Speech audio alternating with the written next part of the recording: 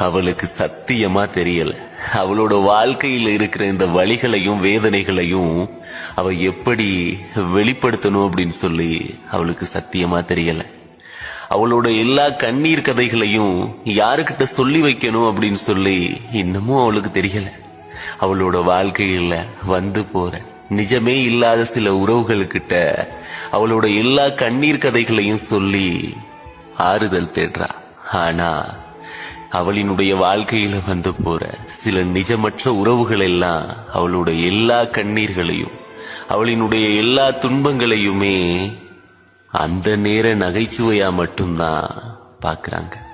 அவளுக்காக கண்ணீர் விடவும் அவளுக்காக கொஞ்சம் ஆறுதல் சொல்லவும் இன்னமும் உண்மையான உறவுகள் அவளோட வாழ்க்கையில வந்து சேரவே இல்லை.